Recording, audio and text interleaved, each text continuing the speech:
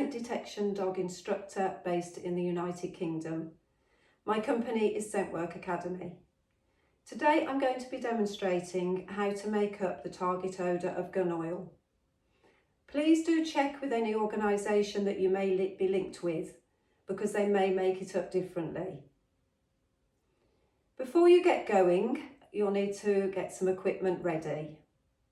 So first off, I'd recommend that you get some tweezers, because they will come in useful for when you're actually getting your target articles out of the jar. Also, you'll need gloves, disposable gloves, latex and powder free. This stops your human scent from passing on to the articles that you're preparing. As soon as you've prepared them, you can throw these away. You will also need some jars. So Kilner jars are recommended. I've got various sizes here. Airtight is necessary to have, whether that be Kilner or other jars, but they need to be clean and new jars, so there's no cross-contamination of anything else. You will also need to purchase your target odour, which is gun oil Napier 90 is the one that I'm using today, and that is in the white and green bottle. It can be purchased in the small bottle or the large. Absorbent materials are required. I've got black sock here, so that's just normal cotton sock, brand new ones that I can cut up to the various sizes needed of progression of where the dog is at. Absorbent materials such as this, which is floor furniture protection pads, are quite useful as well. Velcro can be used, and that can have the target odour placed on, and it means it can be stuck somewhere so your dog isn't able to pull it off, which it might do with the sock. You'll also be required to have, for this method, a cotton wool pad, which you're going to place the target odour on. Okay, with that all said, we can carry on now and make up the articles. So if your dog's starting out on their journey, they'll need the bigger swatches, if that's the training that you're doing. And for the bigger ones, I would cut those up, and I'd only put about 2 or 3 in a jar this size, so there's plenty of air around it. You've then got your cotton pad, and you're going to pop it in with the articles.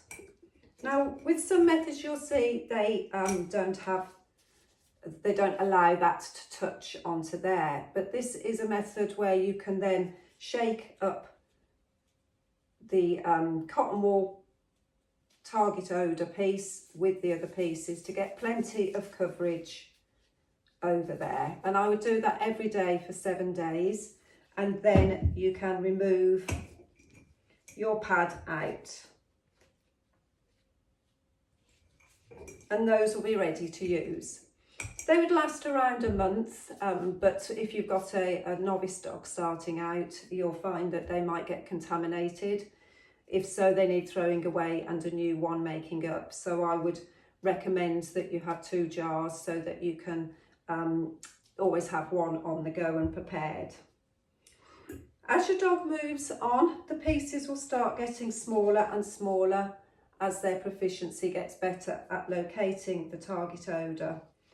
And they can go down then, if they're successfully locating, to smaller and smaller, even down to this little Q-tip size here, which is just the tops of cotton wool buds. The Velcro pieces also will go smaller. So with this, now we're going to make up a few different articles. So we've cut our pieces up, and we're going to fill it into our jar. I'm going to put the smaller pieces in and cut another smaller piece up. And you'll be able to fill your jar to 1/2 to 3/4. And then once again, add yours in with your jar. And then a good shake round to get some coverage over them. And then do that every day for 7 days, and then you're going to remove your piece and they will have just an even coverage over them. So when you're using gun oil, it will leave a residual, especially if you're doing either the spot on method or you're using this method where you're putting one piece in that's got the coverage on and then you're shaking them. You will need to consider where you're placing your hides. It will leave a greasy residue and that can make it difficult when your dog searches again. So using shells or containers of any sort is very useful.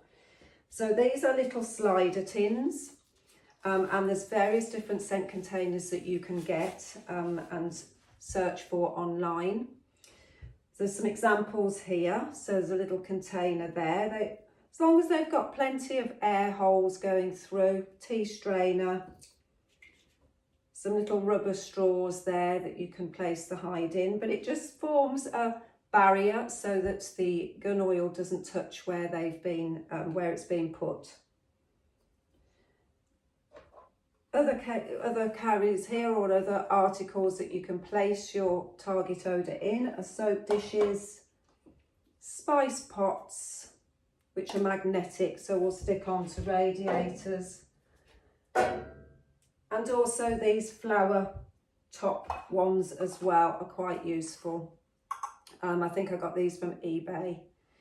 I put sticky back Velcro on the back so that if you're somewhere that obviously hasn't got the metal and you're placing it on the wall or on a perimeter wall or even on the floor as well, it saves your dog batting it around if it's fixed down.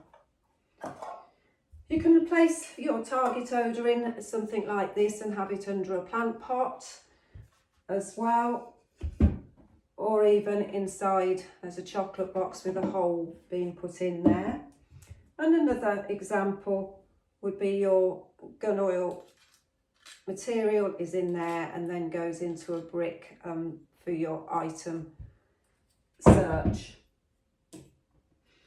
So wherever you have put the gun oil article, if you have placed it somewhere that hasn't got a shell around it, then you will need to look to clean the area afterwards. So alcohol wipes seem pretty good for doing the job, and also bicarbonate of soda as well will break down any of the fats from the oil and get rid of that, and that just means your area is clean for your next search. So I hope that's been helpful for you today. If you have any questions, please don't hesitate to contact me on mandy@yesgooddog.co.uk, or alternatively on my website www.scentworkacademy.co.uk. And I wish you and your dogs a lot of happy sniffing.